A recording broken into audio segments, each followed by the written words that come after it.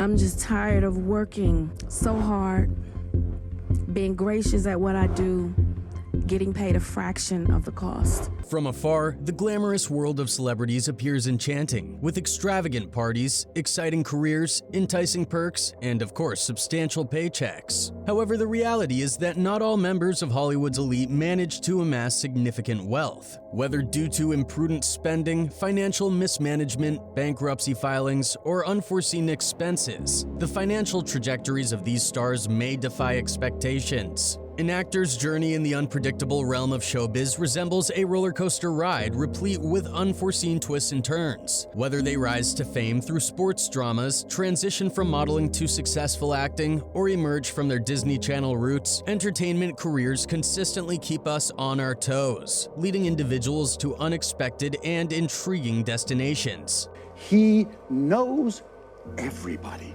Like, I'm not even kidding. You can bring up a name. It doesn't matter if it's like Muhammad Ali, Paul McCartney, Jesus. Chris Tucker. There was a period in Chris Tucker's career when he held the title of the highest paid actor in Hollywood, raking in an impressive $25 million for his role in 2007's Rush Hour 3. However, let's face it, the third installment didn't quite capture the magic of the first two Rush Hour films. Not to mention, it fell short of the brilliance showcased in the blooper reel from Rush Hour 2, which is considered a work of art in itself. What adds to the intrigue is that Tucker managed to secure top billing over the legendary Jackie Chan, who had been a force in the industry for almost 4 decades before their collaboration in the initial Rush Hour film. It's a noteworthy accomplishment, raising more than a few eyebrows in the process. I definitely prepared myself because I knew it was Jackie Chan. I didn't want to, let him down. I worked out, lift weights, ran, the first one. As CBS ventures into the small screen adaptation of Rush Hour without its original stars, it highlights an interesting programming trend observed in other adaptations like Lethal Weapon, Training Day, and Cruel Intentions. As a dedicated fan of Chris Tucker, I find myself pondering the transition from his days as the $25 million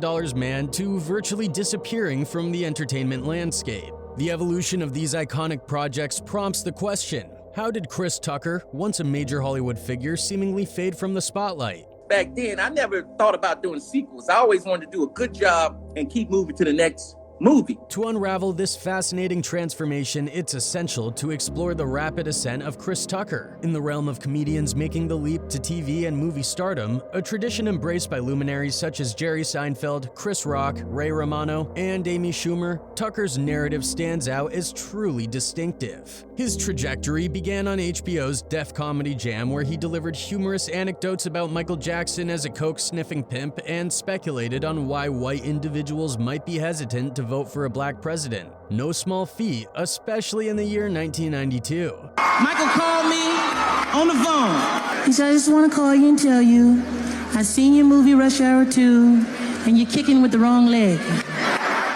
This marked just the inception of Chris Tucker's voyage throughout the realms of comedy and entertainment, propelling him to the zenith of Hollywood and subsequently leading to captivating twists and turns that would render him an enigma for both fans and industry observers. Yet, akin to a magician's disappearing act, he seemingly vanished from the spotlight, prompting fans and showbiz experts to wonder, where on earth did Chris Tucker go? Evidently, Chris Tucker followed a trajectory akin to his fellow Def Comedy Jam alumni, including the beloved Bernie Mac and the endlessly entertaining Cedric the Entertainer. However, what set Tucker apart was the speed at which his star rose. He transitioned from relatively minor roles in films like Meteor Man and House Party 3 to a scene-stealing star-turning performance as Smokey in the '95 hit film Friday. Although he didn't revisit the Friday series, it mattered little as Chris Tucker had charted his distinctive and unstoppable course.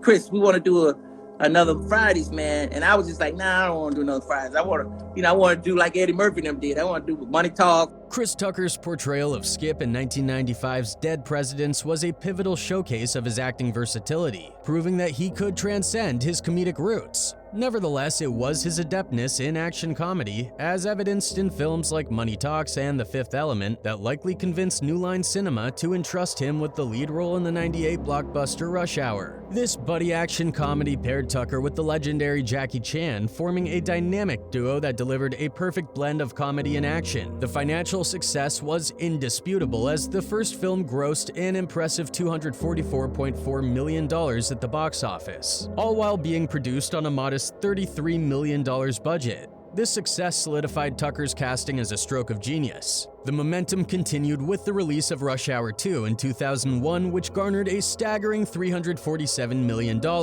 propelling Tucker's stardom to new heights. At that point, he was living large and appeared to have the world at his feet, with boundless opportunities seemingly within reach. The natural question that arises is, why did it take 6 long years for Chris Tucker to return for Rush Hour 3? And perhaps even more perplexing, why did he appear to do nothing else during that substantial hiatus? Did he make exorbitant demands for perks? Was he a source of trouble on set? Or quite possibly did Chris Tucker choose a unique path in showbiz that most performers can only dream of affording? In other words, Chris Tucker knew, what shall it profit a man if he gains $12 million but loses his own soul? The answer to this apparent hiatus is a complex one, arising from a combination of factors. Despite Chris Tucker's meteoric rise to stardom with the Rush Hour series and its lucrative success, he reportedly reached a crossroads. A yearning for more substantial and fulfilling roles coupled with personal and creative aspirations prompted him to take a step back from the Hollywood spotlight. One of his fans wrote, quote, "I've now got a new respect for this man.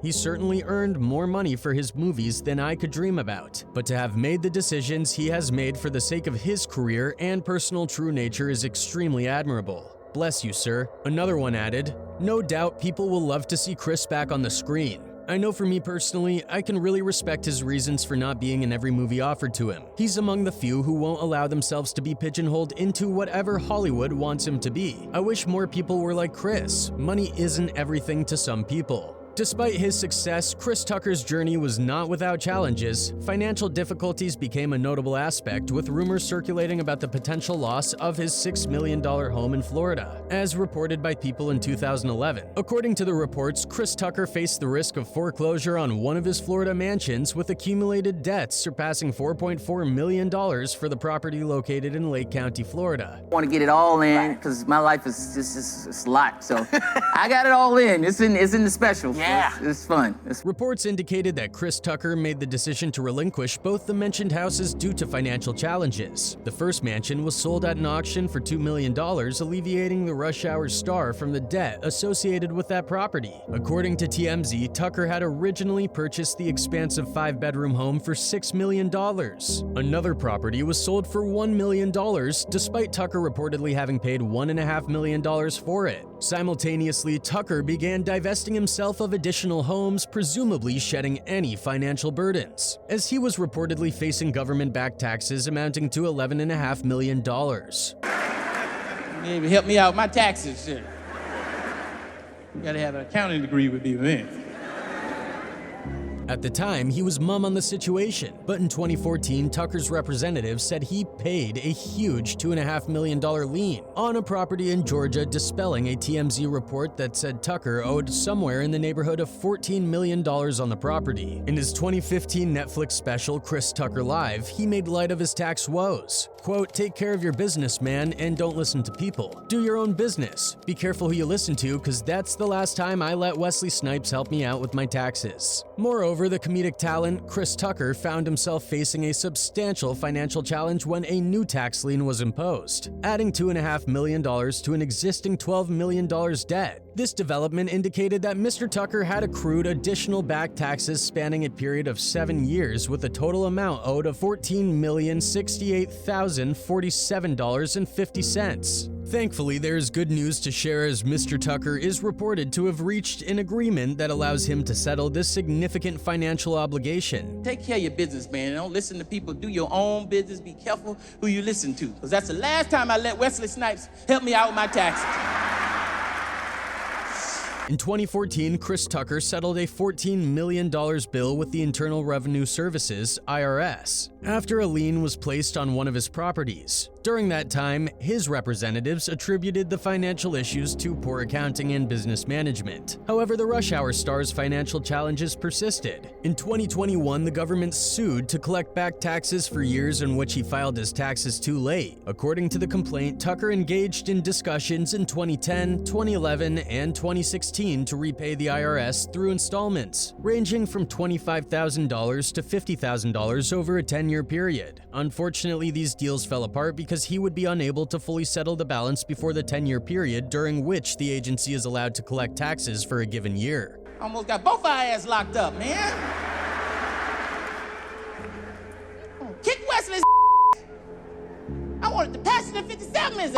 The complaint revealed that the IRS faced challenges in obtaining payments from Chris Tucker, alleging that he had sufficient equity and cash to fully pay the taxes but chose not to do so. Representatives for Tucker were reportedly upset as the agency repeatedly rejected installment agreements, and the actor advocated for the IRS to remain open to resolving his unpaid tax liabilities. In 2011, Tucker failed to deliver an agreed-upon $2 million lump sum to settle part of his balance as per the lawsuit. The IRS accepted partial payments after he provided proof that he was in the process of selling one of his properties in Georgia. The IRS, at various junctures, encouraged Tucker to liquidate his assets to address part of his tax liabilities. In 2015, his offer to settle the balance for the years 2002, 2006, 2008, and 2010 was rejected. Despite making monthly installments of around $38,000 from 2017, Tucker defaulted in 2019. Notably, he had earned $3 million, $20 million, and $25 million respectively for starring in the 3 Rush Hour films, as reported by THR. Despite being one of the highest paid actors at the time, Chris Tucker has now agreed to pay $3.6 million to settle claims that he reported as taxes during the peak of his fame. The settlement covers unpaid federal income tax liabilities for the year 2002, 06, 08, and 2010. Although the government initially saw approximately $9.68 million, this resolution raises questions about Tucker's financial situation during a period when he was earning a significant amount as a Hollywood star. Nino Brown. I'm serious, man. He told me and Ron Isley the same thing. Ron Isley was pissed off. Tucker's story resonated with many fans who saw him as an artist dedicated to staying true to himself and his values in an industry rife with challenges. While Hollywood had a history of stifling the careers of many black celebrities, Tucker's determination to break free from the constraints of typecasting and emasculation was commendable. Wesley Snipes. Yet he is not the only one who has fought with the financial challenges of this industry. The history is full of artists like Chris, and one such example is Wesley Snipes. Recall the time when Wesley Snipes received a 3-year prison sentence for neglecting to pay his federal taxes. His followers certainly haven't forgotten. I thought it was rather strange to be a client and be lumped in with the conspirators, but, stranger things have happened in the world. In response to the New York Times' recent report, which claims that President Donald Trump didn't pay income taxes for a decade before contributing a mere $750 in federal income taxes the year he was elected, numerous individuals on social media are drawing comparisons to Snipes' consequences for evading IRS payments over a 5-year period. Wesley Snipes was sent to prison for taxes, but Trump became President of the United States. $750, Trump taxes, Don the Con. One Twitter user wrote, Wesley Snipes, known for his role in Blade, faced conviction on 3 misdemeanor counts for neglecting to file his federal taxes from '99 to 2004, a period during which he earned approximately $40 million. Despite offering to pay around $842,000 to address his $23.5 million debt, Snipes received a 3-year prison sentence. He entered the McKean Federal Correctional Institution in Pennsylvania on December 9, 2010, and was later moved to a nearby minimum security facility often referred to as Club Fed, where he stayed until April 2013. It goes back to the 1800s, right? Early 19th century. It's been an issue in this country since the beginning. I think it was an issue even for the early colonists and the British. The narrative unfolds in New York City, 1998, where Wesley Snipes begins to harbor suspicions about his financial advisor, Ken Starr, who wields complete control over his financial affairs. Despite Snipes bringing his concerns to the attention of the New York Manhattan District Attorney's Office, they dismiss his claims and instead accept Starr's account, overlooking Snipes' warnings. Snipes, familiar with the characters he has portrayed on film as innocent men wrongly accused, becomes entangled in a real-life drama. He not only faces the unfortunate history of governments imprisoning the innocent for political reasons, but also grapples with the darker aspects of Southern justice when it comes to individuals of African American ancestry. Moreover, he experiences the power of the IRS, which, as he perceives it, can falsely accuse anyone at any time to serve its own self-interests. These are the bumps and bruises of life. They build character, and you learn from it. as you move on. In the backdrop of these challenges, Snipes finds himself wrongly accused by a government to which he has paid millions in taxes for alleged tax evasion. He believes that his financial advisor Ken Starr is a fraud, a con artist, and a mini Madoff. Despite Snipes' efforts to expose Starr's wrongdoing and protect others from falling victim, the government ignores his warnings, leaving Starr free to exploit and defraud numerous individuals, including the elderly, foundations, and celebrities. This, for Snipes, is a stark illustration of the government siding with a deceitful figure over a conscientious citizen, who, throughout his entire life, never brought criminal harm to another person. The plot thickens as it revealed that Kenneth Starr had a history of defrauding his clients for decades, with a list of victims including notable figures such as Al Pacino, Natalie Portman, Sylvester Stallone, Uma Thurman, and Joan Stanton. Astonishingly, a decade later, during a jury trial, the government not only called but vouched for Ken Starr, describing him as a competent tax professional who was genuinely trustworthy. This happened even as the government simultaneously accused Wesley Snipes of criminal tax fraud. Starr's clients have included Hollywood types such as Sylvester Stallone, Uma Thurman, Wesley Snipes, and director Martin Scorsese. The truth eventually emerged 2 years after Snipes' trial, when an investigation uncovered Starr's long history of defrauding clients, leading to corruption indictments against a prominent New York City political figure, Andrew Stein. Despite the government's earlier endorsement of Starr in Snipes' trial, it took no corrective action in Snipes' case, even after discovering that Wesley Snipes had consistently told the truth about Starr. Between 1999 and 2006, actor Wesley Snipes, not an accountant himself, sought independent counsel to address financial concerns, distancing from the corrupt world associated with Starr. The independent counsel raised queries about Snipes' tax status, prompting Snipes to approach the IRS for resolution. Despite requesting an audit and seeking straightforward answers to his questions, the IRS responded with an indictment, accusing him of tax evasion. The charges included tax fraud, tax felonies, conspiracy to defraud through tax evasion, false claims, fraudulent claims, and numerous misdemeanors for allegedly failing to file a tax return despite Snipes' repeated inquiries about the appropriate form and procedure. Unbeknownst to Snipes, the IRS covertly shredded his documents, correspondence, and questions as part of a classified trash program,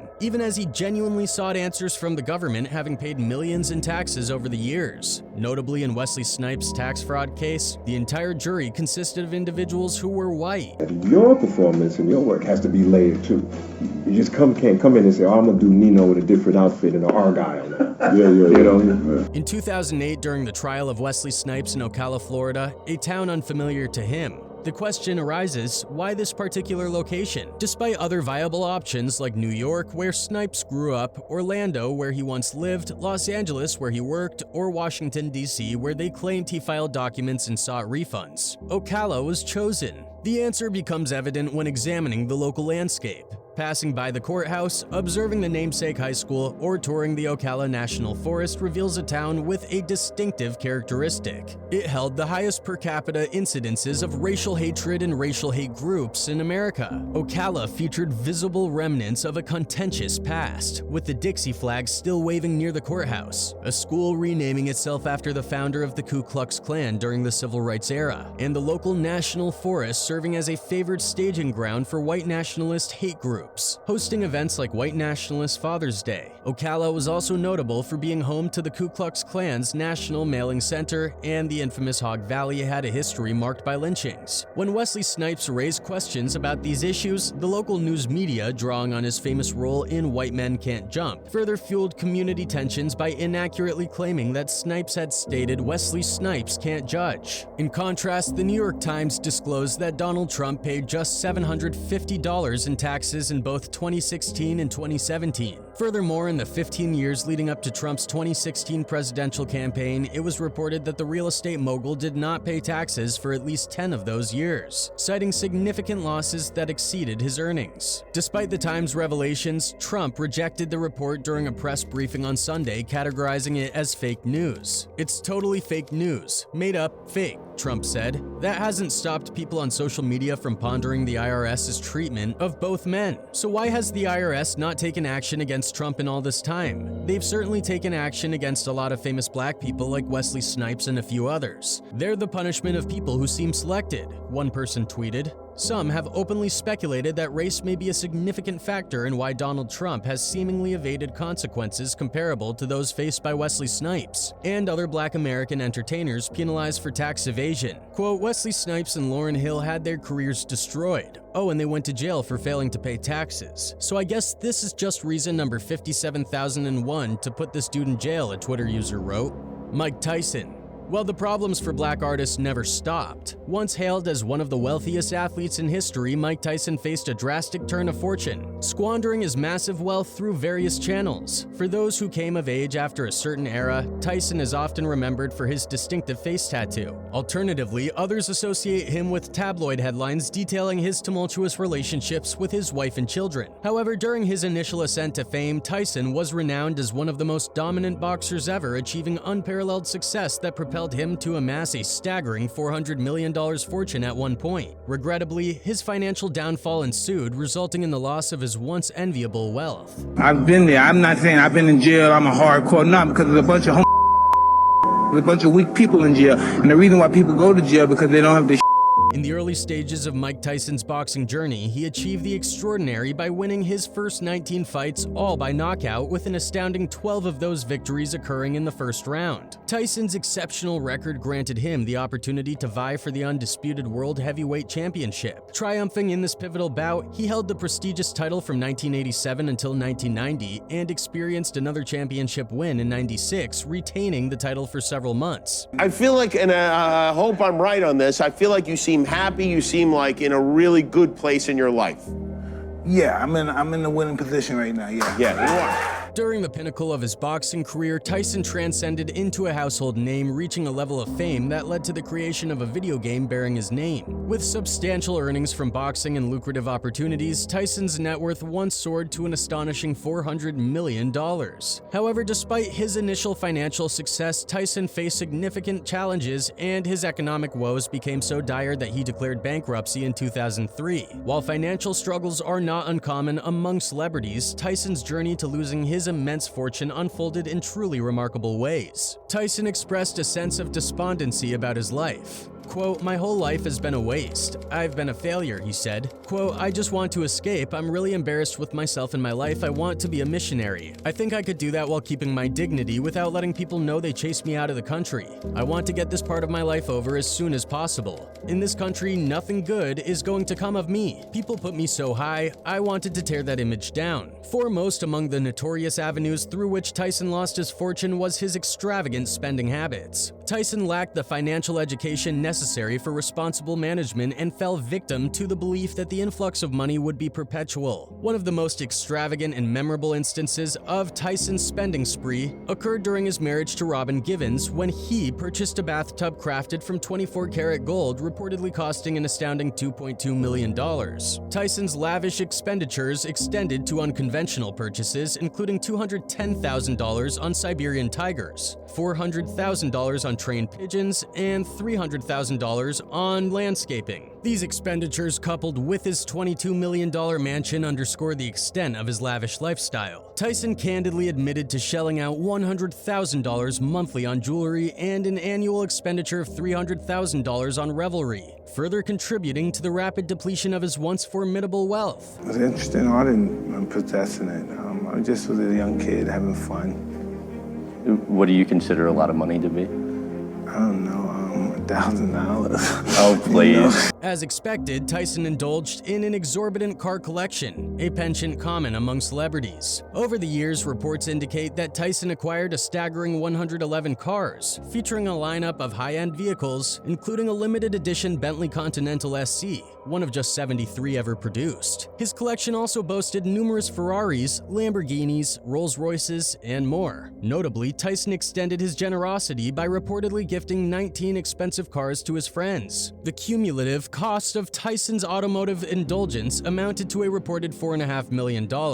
Unfortunately, Tyson's financial troubles were compounded by another significant factor: the numerous lawsuits he faced. Since attaining worldwide fame as a boxer, Tyson found himself entangled in a multitude of legal battles, resulting in substantial financial payouts. In '95, Tyson faced a lawsuit from Desiree Washington, who accused him of various transgressions including battery, false imprisonment, and emotional distress. Ultimately, Tyson opted for an out-of-court settlement with Washington, the details of which remain undisclosed. Do these figures sound correct? Made around $400 million during your career?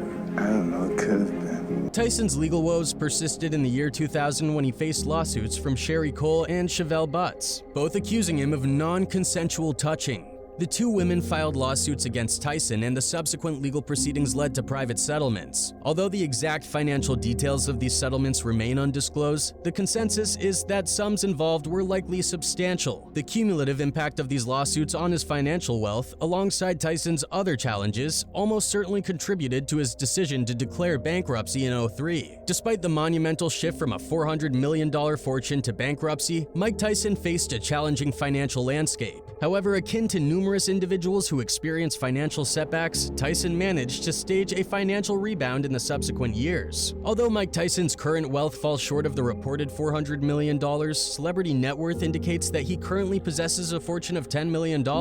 Tyson must be delighted that his financial situation appears to be more stable now, especially considering the challenges that he faced in the past. One key factor in Tyson's financial recovery has been a significant overhaul of his lifestyle. Gone are the days of extravagant purchases like multi-million-dollar bathtubs and a collection of over 100 cars. Another crucial element contributing to Tyson's financial well-being is the establishment of various consistent revenue streams. Following his appearance in The Hangover, Tyson secured numerous acting roles, including a starring role in the show Mike Tyson Mysteries. Oh no, I got that fight or flight feeling again, and I'm flighty. Oh, sorry, sir. Furthermore, Tyson ventured into the world of podcasting, which has become a significant source of income for him. The podcast not only provides a platform for Tyson to engage with his audience, but also serves as a marketing tool. For instance, Tyson successfully promoted a t-shirt through his podcast, generating substantial revenue that has exceeded his expectations. During one of his interviews, he said, quote, "They're selling off the rack. I can't believe I'm gonna be a wealthy guy off a shirt. A effing shirt." Black artists have historically encountered racism within the industry. Many individuals and substantial evidence indicate that they often face hardships that seem designed against them, potentially leading them to exit the industry and thwart any attempts to ascend to prominent positions within it. Something's got to change.